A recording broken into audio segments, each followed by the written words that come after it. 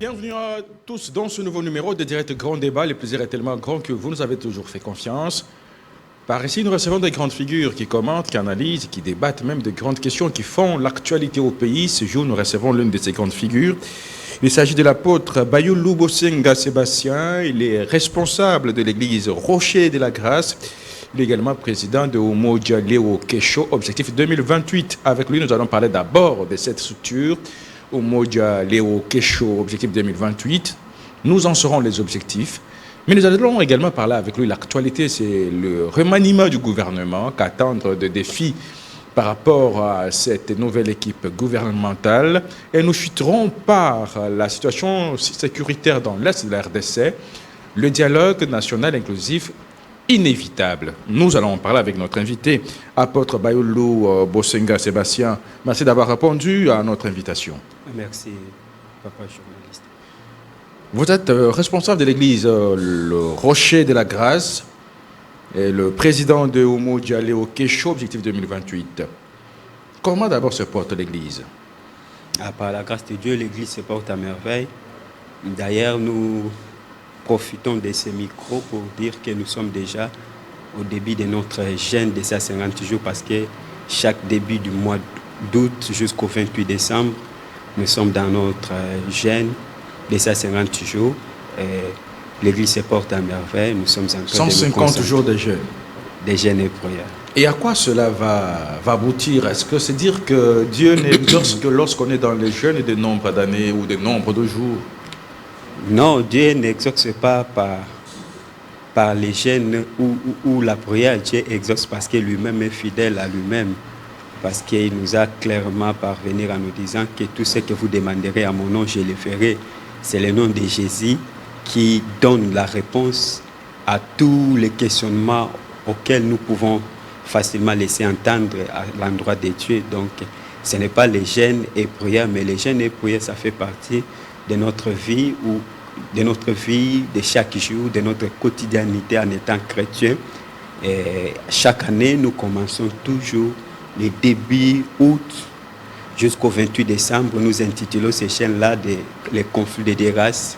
Mais le cas que nous traitons cette année, c'est le cas de la phénoménologie spirituelle. Phénoménologie spirituelle. Enjeux et défis pour l'enlèvement de l'Église. C'est ce que nous débattons. Quoi s'attendre par rapport à ça? L'enlèvement de l'Église. Phénoménologie spirituelle, l'enlèvement de l'Église, jeûne de 50 jours. En résumé, en quoi cela va aboutir? C'est quoi l'objectif? L'objectif, tout simplement, est de permettre que l'Église soit équipée par rapport aux enjeux de l'ère, c'est-à-dire nous devons nous préparer pour aller à sa rencontre. Et le conflit des races, c'est le moment le plus justifiable pour l'Église. C'est le moment de renforcement spirituel, c'est le moment où nous prions, nous jeûnons, nous sommes devant la présence de Dieu. Et c'est un bon moment pour l'église Les Rochers de la Grâce et surtout pour tous les chrétiens qui pourraient facilement nous rejoindre ou nous joindre à ces programmes qui avaient déjà commencé et ça va s'achever le 28 décembre 2025. Alors, apôtre Bayulu Bosenga Sébastien, je rappelle que vous êtes responsable de l'église Le Rocher de la Grâce. Est-ce qu'il y a une compatibilité aujourd'hui entre la politique et la religion? Ça veut dire, la foi chrétienne est-elle incompatible avec la politique? Non, la foi chrétienne n'a jamais été incompatible avec la politique parce que la politique et la foi chrétienne marchent toujours de pair. Parce que vous ne pouvez nullement gouverner sans préalablement que cela ne vient pas auprès de notre Créateur parce que c'est Dieu qui nous appelle selon la vocation qu'il a placée dans chacune de notre personne, dans chacun de notre être ou dans chacune de notre existence. Donc lui-même au préalable, avant la fondation du monde, il place en nous les dons de la politique, les dons de gérer, les dons de la musique, les dons de ceci, les dons de cela. Donc ce n'est pas incompatible, les dons que Dieu a placés dans la vie de quelqu'un et de l'exercer. Donc ce n'est pas incompatible, c'est normal. D'ailleurs, c'est d'accomplir la vision de Dieu. Donc, vous aussi, vous êtes dans la politique. Je Natu- rappelle même que vous avez été candidat à la présidentielle de 2019. Naturellement, Et naturellement. vous avez désisté en dernière minute. Naturellement, parce qu'on avait déjà longuement explicité que l'architecture électorale, la centrale électorale ne nous donnait pas trop d'assurance, et raison pour laquelle on avait laissé notre non-acceptabilité, non-alignabilité dans cette bataille. Nous nous sommes dit quand même, nous en étant pasteurs, en étant hommes de Dieu, on ne peut nullement accompagner M. Félix Tshisekedi dans ce qu'il avait déjà préparé. Et malheureusement, dans ces pays, tellement la morale chrétienne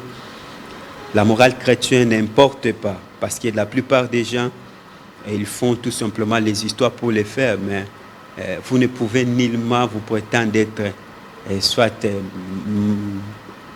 représentant du peuple sans que vous ne puissiez nullement avoir au préalable le prérequis votationnel qui vous donne cette voix, qui vous donne cette possibilité de représenter le peuple. Et nous voyons l'architecture actuelle n'a pas été tout simplement celle que la vocation élective architecturale du peuple pouvait laisser entendre sa voix et sa raison à leur endroit.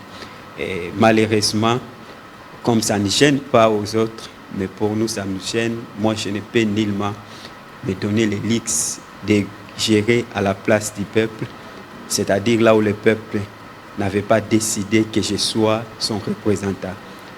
Ça veut dire? Ça veut dire tout simplement les élections de 2019 a été une élection catastrophique, et tout le monde le sait. Un homme normal, par absurde, il ne peut pas laisser entendre sa députation ou sa sénatorialité et laisser entendre tout simplement qu'il est député président de la République partant de cette élection qu'on avait vu tout simplement pendant 7 jours, pendant des mois, pendant des jours, donc dépassant même les règles du jeu électoral. Donc ça ne peut pas coller dans la foi chrétienne, ça ne peut pas coller dans la moralité. Malheureusement aussi dans ces pays, ce sont des pareilles histoires qui ne peut que, ou qui ne laissent que son volume au jour. Et ce qui est normal devient de plus en plus normal. Et c'est les dangers pour ces pays dans les jours qui viennent. Parce que lorsque vous perdez des valeurs, vous perdez des repères, vous perdez tout ce qui peut motiver quelqu'un à bien travailler. Donc vous êtes à côté et vous risquerez un jour de disparaître. Mais parce que nous sommes là, le pays ne va pas disparaître. Nous ferons de notre mieux pour dire aux autres que plus que jamais, que la maladie aura raison sur la santé, la mort aura raison sur la vie, le diable aura raison sur Dieu. Et nous travaillerons de plus en plus pour remettre l'ordre partout où nous serons, et surtout dans la politique là où nous sommes.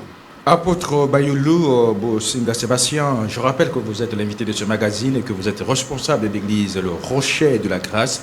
Et vous êtes président de la structure Umoja Léo Kesho, Objectif 2028. Parlons-en un peu. Les motivations de cette structure Umoja Léo Kesho. Littéralement, en français, ça veut dire l'unité aujourd'hui et demain. Parce que moi j'aime l'aujourd'hui-isation et la démonisation au préalable. Notre unité d'aujourd'hui et de demain, c'est ce qui fera que le Congo soit uni aujourd'hui, soit uni demain. Uni par rapport aux valeurs, uni par rapport à des objectifs qui fera de nous des hommes. Et apparemment parce que ce que nous voyons et nous attendons, c'est comme si le pays a perdu l'essence de considération humanitaire des autres, parce que ce que nous voyons et ce que nous attendons, c'est dit jamais vu. Et il nous faut tout simplement de nous réunir ensemble aujourd'hui et demain pour faire de sorte qu'il y ait des visions et des bases qui feront de sorte que ce pays puisse persister et exister jusqu'au jour de l'enlèvement de l'Église et de l'éternité en éternité. Pour vous, aujourd'hui, il n'y a pas d'unité. Il n'y a pas d'unité en RDC. Apparemment, la question d'unité, c'est une question qui me semble ne pas être existante dans la République démocratique du Congo. Parce que vous voyez, apparemment, il y a des gens qui sont, entre guillemets, permettez-moi les mots, ce sont des gens apparemment à qui on ne peut même pas confier le nom ou l'appellation du peuple congolais. Simplement parce que ils font par tous les moyens pour que les gens soient divisés à travers leur discours, à travers leur haine, et à travers tout ce qu'ils disent, et ils ne savent pas ce qu'ils disent, ce qu'ils présentent comme mots.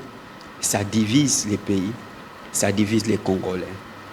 Mais nous aurons tout simplement à les aider dans les jours qui viennent à comprendre que le Congo n'appartient à personne, mais le Congo appartient aux Congolais, et non pas n'importe quel Congolais, mais les Congolais des valeurs.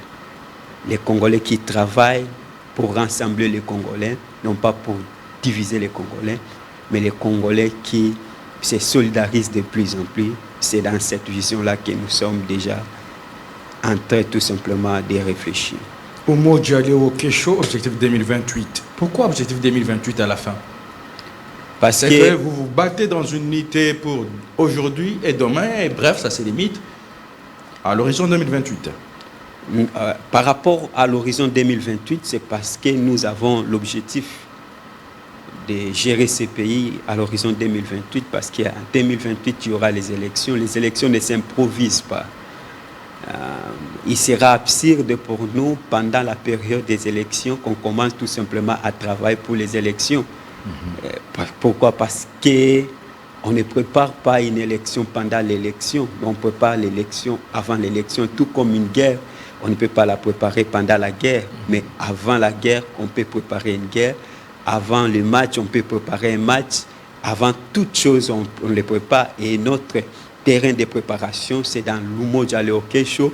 L'objectif, c'est d'arriver en 2028 pour jouer les finales, afin que Oumou Diallo Kesho nous apporte la victoire. Et nous osons croire que cette victoire, elle sera quasiment inévitable, parce que le bon Dieu est avec nous, et les Congolais, dans leur diversité, sont autour de nous, et ça sera possiblement vivable en 2028, que nous puissions tout simplement représenter les Congolais, pour qu'on puisse tout simplement mettre des bases de la construction du pays, et que chaque Congolais se retrouve être Congolais sans qu'il y ait des distances sociales, des distances des discours, des distances de conception, des distances de tout ce que nous voyons et attendons partant des régimes en place et les autres régimes précédents. Vous êtes candidat à la présidentielle de 2028. Naturellement, je suis le candidat. Et cette fois-ci, ça ne sera plus une question tout simplement de laisser la place. Parce que nous avons cette vocation, nous avons cette ambition, nous avons cette vision. Et avec Dieu et le peuple congolais, nous le sommes déjà, et nous aurons tout simplement gagné les élections en 2028. Alors, que représente aujourd'hui Oumou Diallo Kesho 2028 sur l'ensemble du territoire national? Oumou Diallo Kesho, d'abord, c'est une structure non pas à la logique d'une structure normale, mais c'est une structure dans la logique de la superstructure, parce que ce n'est que une structure au niveau des idées, parce qu'on n'a pas voulu tout simplement faire de Oumou Diallo Kesho une structure par rapport à des structures qui existent, parce que des structures conduira à d'autres structures inutilement.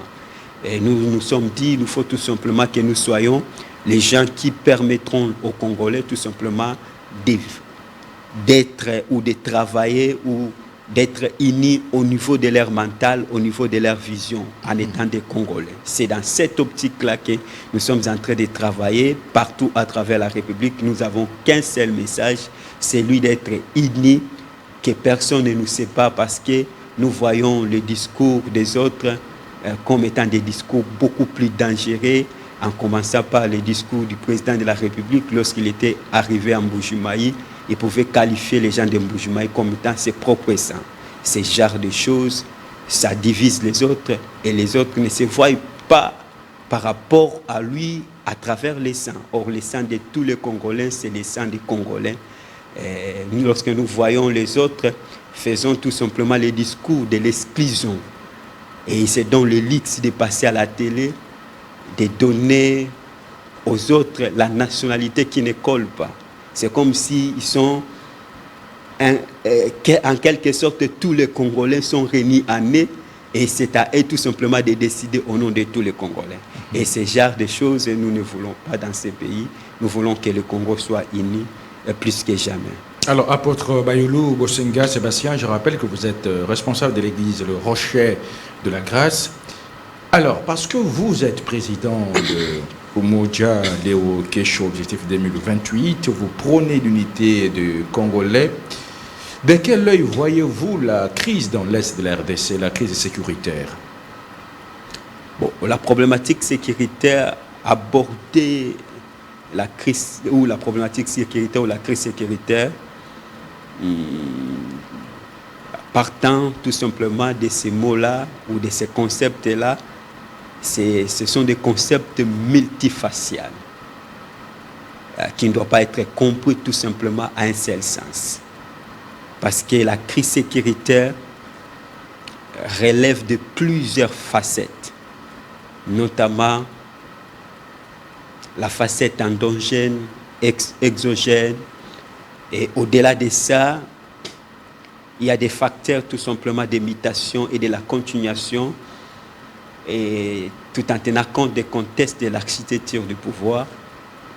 Pourquoi? Parce que dans le contexte endogène, nous voyons en quelque sorte, c'est comme si le gouvernement de Kinshasa, lorsque vous êtes comme ça, apôtre, vous passez à la télé, vous discutez sur les idées pour Tshisekedi et son gouvernement, ou le président Tshisekedi et son gouvernement, ça ne passe pas.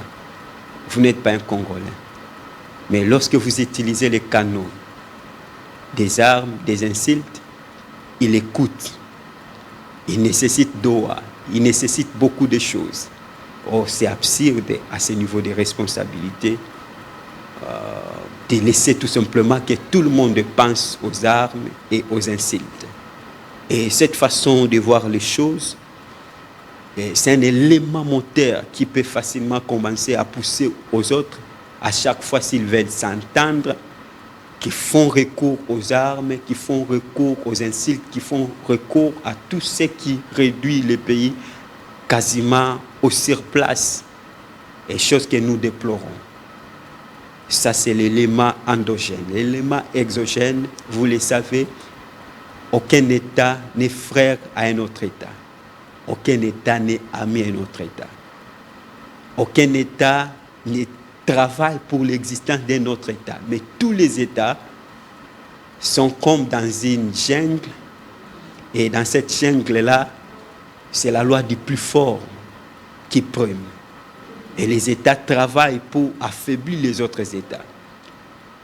Et ça, il faut que nous, les Congolais, nous puissions tout simplement regarder, non pas tout simplement pour dire qu'aujourd'hui, ce sont les Rwandais qui nous sont fatalement comme étant des adversaires indispensables. Non, il faut regarder de manière holistique, de manière générale, que les Américains, et aussi, ce sont nos ennemis.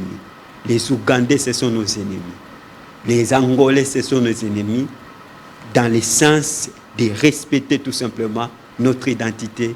Et les Brazzavillois, ce sont nos ennemis, dans le sens tout simplement, il ne nous faut pas tout simplement d'oublier les autres ennemis pendant que nous sommes avec l'ennemi visible, peut-être le Rwanda, peut-être l'Ouganda, peut-être ceci, peut-être les Américains. Il nous faut tout simplement de laisser entendre ça, que la crise sécuritaire, à l'absence tout simplement des causes endogènes, les causes exogènes, c'est tous les autres États qui ne nous laisseront pas un peu, qui ne seront pas les États qui vont devoir nous accompagner pour que nous soyons souverainement indépendants. Ça veut dire qu'aujourd'hui, vous êtes contre cet accord qui a été signé à Washington entre la RDC et le Rwanda. Vous êtes contre les pourparlers qui se tiennent même à Doha? Non, être contre, c'est ou pour, c'est ne pas comprendre les enjeux. Mais le problème d'abord, c'est l'opportunité des accords. Parce qu'en relation internationale, ce qui prime d'abord, c'est les rapports de force. Nous signons les accords en ayant quel rapport de force vis-à-vis du Rwanda, vis-à-vis des États-Unis d'Amérique, vis-à-vis des M23, en perdant Goma et Bukavu. Et ces genres ou ces façons de voir les choses, c'est en quelque sorte, c'est aller négocier après avoir perdu le pouvoir. Et lorsqu'on négocie sans le pouvoir, on négocie tout simplement soit pour sacrifier l'État et sauver sa peau. Raison pour laquelle l'opportunité de cet accord, à notre point de vue, ne tient pas la roue, ne colle pas par rapport aux enjeux et aux défis sécuritaires de la RDC. Pourquoi? Parce que cet accord, c'est déplacer les problèmes pour en faire un autre problème. C'est comme ce que Moussé venait avec les Rwandais. Lui-même, il était avec les problèmes. Mobutu aussi était les problèmes. Mais peut-être qu'il avait choisi d'abord d'en finir avec Mobutu. Mais la suite, les plus grands problèmes, il ne voyait pas. Et ces problèmes-là, peut-être l'a coûté la vie. Et donc, le gouvernement en place et le président Tshisekedi, il doit tout simplement regarder comme ça en disant que les Américains sont aussi un autre problème. Parce qu'aucune guerre au monde ne peut se faire, surtout la guerre de la RDC, sans qu'il y ait une poussière de la volonté américaine. Donc, en quelque sorte, les préférés, c'est préférer les problèmes. C'est comme Mouzé, il est en face de feu maréchal Mobutu, il est aussi au-dedans des mouvements AFDEL. Donc, les deux problèmes, donc, il a choisi de vider avec le feu maréchal Mobutu, mais l'autre problème, il n'a pas été en mesure de s'en sortir. Et le président Tshisekedi, avant d'arriver là où ils sont arrivés, ils devraient étudier de manière approfondie. Malheureusement, ils n'ont pas si regardé ça et l'opportunité a été une très très mauvaise opportunité pour ces pays. Mais quand même, nous avons perdu et nous perdrons toujours, mais c'est à nous tout simplement, parce qu'en 2028, Tshisekedi ne sera plus là, nous aurons tout simplement mettre un terme par rapport à cet accord. Mais aujourd'hui, vous croyez quand même en cette diplomatie agissante du président Félix Tshisekedi? Elle n'est pas agissante, elle est une diplomatie qui réagit. La diplomatie réactionnelle, c'est une diplomatie qui vient après les problèmes. Et pourtant, dans la diplomatie agissante, on voit tout simplement la capacité d'anticiper les problèmes, de vivre en avant. Mais tandis que la diplomatie actuelle, c'est une diplomatie réactionnelle. C'est une diplomatie qui vient tout simplement réagir par rapport aux problèmes. Il y a tel problème, on vient pour réagir. Il n'y a pas une vision tout simplement que d'anticiper dans telle année, nous voulons que les autres conjuguent leurs efforts par rapport à notre vision, mais nous conjuguons notre effort ou nos efforts par rapport à leur vision. C'est-à-dire, notre diplomatie est en train tout simplement de subir le choc de l'imposition des autres. Malheureusement, ce n'est pas une diplomatie agissante. La diplomatie agissante, elle n'est pas une diplomatie qui subisse et qui subirait tout simplement la vision des autres sur le plan diplomatique. Mais la diplomatie agissante, c'est une diplomatie qui anticipe et qui ramène les autres à agir par rapport à leur vision, à là où ils veulent amener les pays et arriver par rapport à leur conclusion et par rapport à leur finition sur le plan international. Mais alors, vous avez suivi comme nous autres, hein, vous êtes à la page de l'actualité. Vous avez suivi la SENCO, les CC, bref, les confessions religieuses, les prêtres qui se sont investis pour retrouver la paix dans cette partie de l'Est, aujourd'hui sous occupation de rebelles terroristes du M23 et AFC. Vous croyez qu'aujourd'hui, les hommes de Dieu que vous êtes les mieux placés pour jouer à la médiation et faire revenir la paix dans la partie Est de la RDC sur toute l'étendue du territoire national? Bon, vous voyez la problématique tout simplement de la paix. Et je vous ai dit que la paix, au préalable, ne se négocie pas. Mais la paix se gagne. On ne gagne pas la paix en faisant recours à d'autres histoires. Mais on gagne la paix en imposant la paix. Pour imposer la paix, il faut que le peuple congolais s'élève. Parce que tout ce qui cause la crise sont à la fois endogènes et exogènes. Et ce qui est endogène, ce sont des mauvaises élections qui s'organisent dans ces pays. Même si par absurde, mettons tout simplement la réflexion, selon laquelle le président Tshisekedi et tout le monde, comme nous souhaitons, les dialogues à partir de la SENCO, et qu'on arrivait tout simplement à trouver un accord. Est-ce que cet accord-là va amener la paix? Non, ça va conduire à un autre problème. Parce que le problème d'aujourd'hui, mal réglé, avec les autres problèmes précédents, ça va tout simplement nous projeter à des vrais problèmes demain ou après-demain. D'où il nous faut tout simplement de réfléchir au-delà de ces paramètres-là. Au-delà de ces paramètres-là, c'est quoi?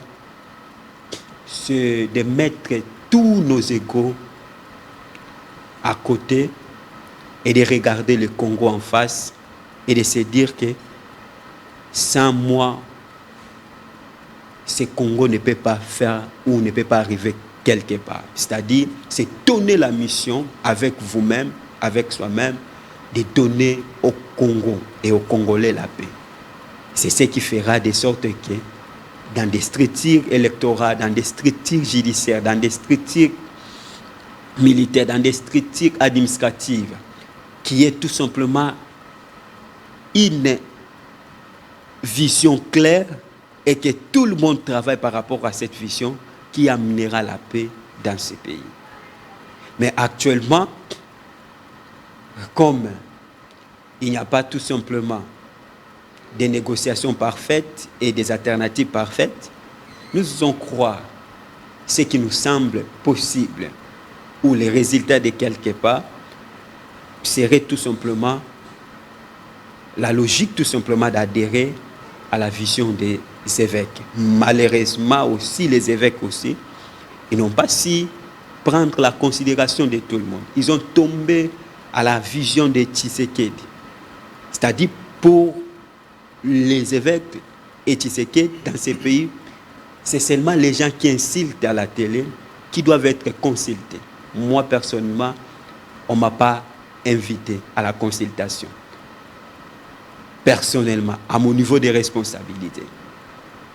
Mais si j'ai, par absurde, j'ai passé à la télé, je faisais ce que les autres font, des insultes, de ceci, de cela, je serais où on devrait facilement penser à moi, lister mon nom, et cette façon de faire la politique comme ça, et au niveau aussi des évêques, c'est absurde. Vous devrez repenser votre démarche et d'être tout simplement, et surtout d'encourager les gens qui ne sont pas dans les antivaleurs, parce que ce sont des valeurs qui peuvent facilement faire avancer ces pays. Alors, apôtre Bayulu Bosenga Sébastien, vous estimez qu'aujourd'hui, le dialogue national inclusif, tel que les laisserait entendre certains politiques, serait la voie par excellence de la sortie de la crise dans l'Est? La sortie de la crise, je vous ai clairement dit, parce que moi je ne réfléchis pas dans le court terme, j'ai réfléchi tout simplement dans les courts, moyens, aussi long terme. Cette question-là relève de beaucoup de problèmes. Les problèmes endogènes, notamment l'organisation des élections, notamment comment les gens arrivent tout simplement à exercer le pouvoir sans qu'ils ne soient élus par le peuple congolais. Et ces problèmes-là, si ce n'est pas résolu, si ce n'est pas réglé, il y aura toujours ce qui se passe aujourd'hui. Parce que c'est quand même pendant 3 décennies que la même chose ne fait que laisser entendre sa voix.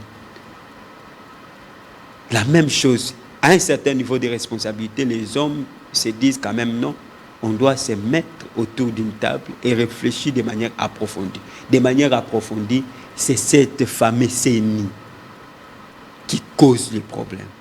Le jour où nous aurons une CENI indépendante et la fameuse Cour constitutionnelle indépendante et l'armée apolitique, c'est fini. Donc tout le monde, il va se confier à la RDC parce que personne ne se confie à la RDC. Pourquoi? Parce qu'on va se confier à la RDC pour être derrière qui? Qui incarne la valeur?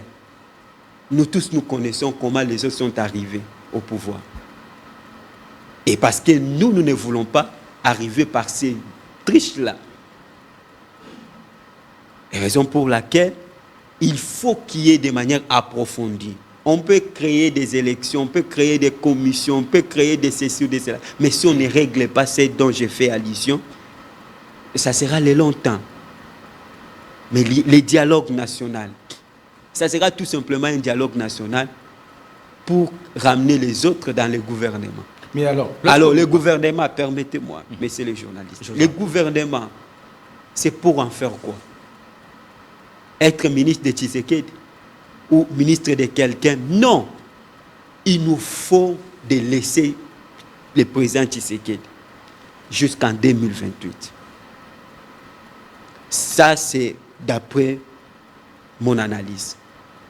De les laisser jusqu'en 2028. Parce qu'en 2028, il ne sera pas. Parce que lui, il est le véritable problème dans ce pays. Il est le véritable problème. Les laisser jusqu'en 2028 et de lui dire merci, le pays t'a tout donné, ce que tu n'en avais pas. Avant que tu sois, je ne pense pas que tu seras encore locataire, je ne pense pas que tu seras comme ça. Le pays t'a tout donné, mais en 2028, organise-nous seulement une élection démocratique, transparente et apaisée. Et avec ça, ça va apaiser les choses. Mais si il s'agirait tout simplement des dialogues nationaux pour faire entrer les gens dans le gouvernement, moi je ne trouve pas l'importance d'être dans le gouvernement. Mais lorsque vous parlez que les gens devraient se retrouver autour d'une table, ça veut dire quoi? Ce n'est pas un dialogue? Mais c'est un dialogue, mais pas dans l'accoutumance congolaise. Parce que dans l'imaginaire congolais, à chaque fois quand on parle de dialogue, tout le monde voit. Il voit quoi? Il voit le partage du pouvoir. On doit d'abord quitter ça. On doit se mettre au service de la nation en disant que Tshisekedi il gouverne. Avec ses échecs, nous savons qu'il est en train d'échouer. On doit tout simplement lui dire non, que tu échoues jusqu'à la fin. Parce qu'il ne va plus réussir. Avec les 3 ou les 2 ans qui lui restent ici, il ne va plus faire quoi que ce soit.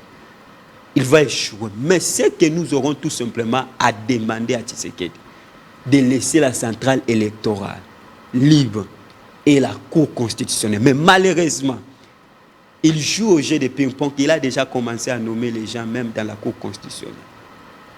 Donc il est en train tout simplement de placer. Vous voyez, avec ça, c'est vouloir une chose et son contraire. Donc il y a un problème de la paix pour ces pays.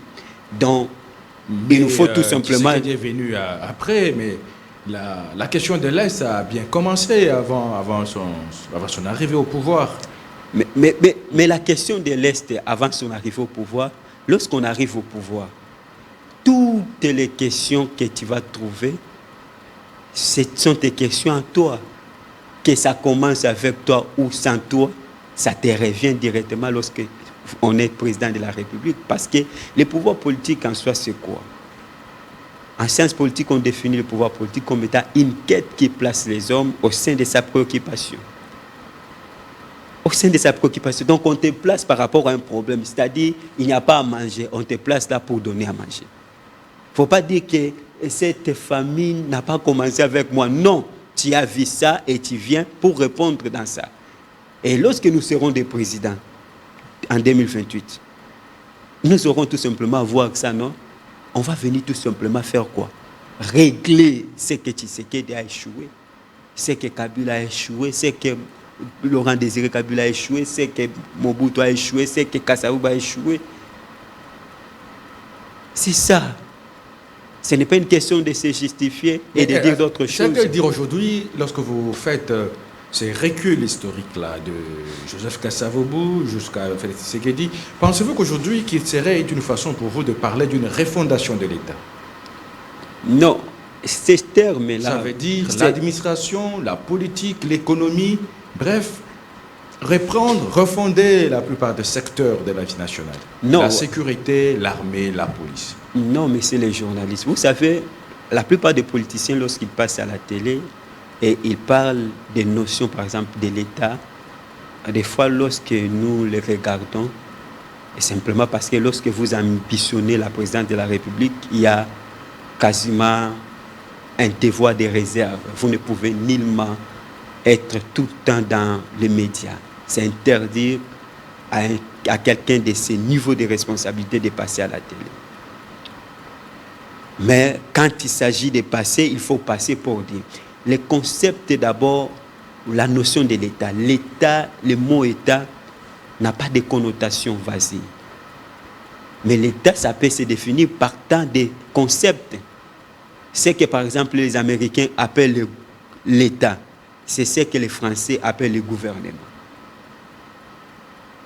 Et quand on parle par exemple de la refondation de l'État, lorsqu'on est chez les Américains, donc il faut refonder la structure gouvernementale. Non.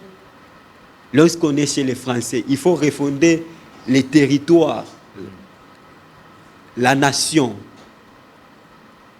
les territoires, la population, le pouvoir et la reconnaissance internationale. Non, il y a des choses qu'on ne peut pas refonder. Il y a des choses qu'on doit tout simplement subir et des choses qu'on doit tout simplement travailler de manière approfondie. Parce que l'État n'est pas tout ce que les autres font allusion, mais l'État, ce n'est qu'une intelligence stratégique qui répond aux enjeux et aux défis dans une pérennité de la structure par rapport à un territoire bien défini. Alors, lorsque vous n'en avez pas l'intelligence stratégique qui donne des réponses par rapport aux enjeux et aux défis, c'est que vous n'êtes pas un État. L'État n'est pas tout ça. C'est l'intelligence, c'est la vision. Et c'est ce que nous manquons par rapport à notre République. C'est ça, au fait. Apôtre Bayulubo Senga Sébastien, responsable de l'église Le Rocher de la Grâce et président de Umoja Léo Kesho, objectif 2028. Nous tendons vers la fin de ce magazine. Vous avez parlé de l'État comme cette structure qui serait à la hauteur de répondre aux enjeux et aux défis. Tout de suite, nous parlons du récent remaniement du gouvernement Souminois II. Votre point de vue, vos analyses par rapport aux défis, aux enjeux. Mais c'est... Quel enjeu d'abord? Quel défi d'abord? Il y a beaucoup de défis qui attendent. Parce que le gouvernement, c'est un gouvernement d'ailleurs qui ne devrait pas être. Il y avait une opportunité selon vous. Une opportunité.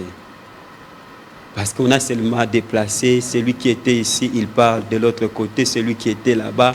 Donc, je ne trouve pas de l'importance de parler de ces gouvernements. Parce qu'ils vont échouer comme ils ont échoué. Nous aurons tout simplement gardé la même cap.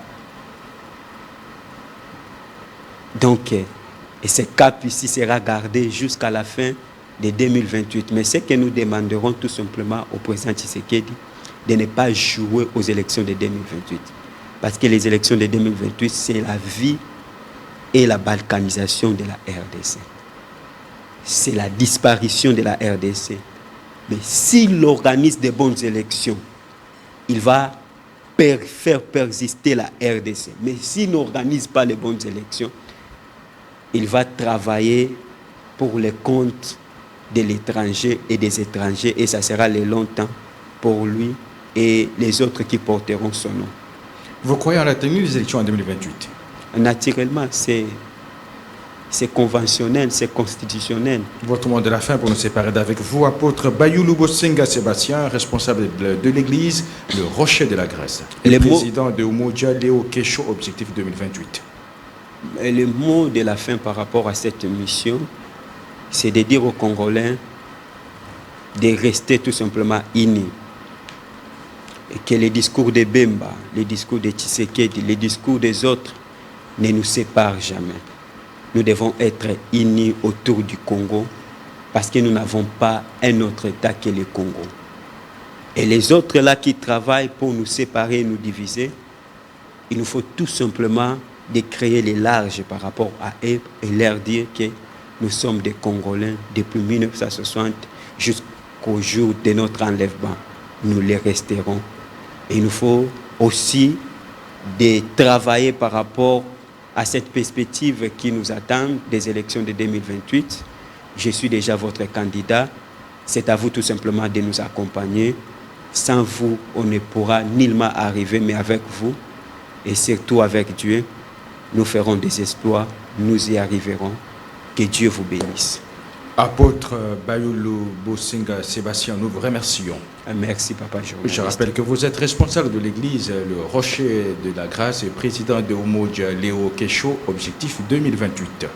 Merci. C'est la fin de ce magazine. Le prochain invité, c'est vous, à chacun et à vous tous. Excellente suite de nos programmes et à plus.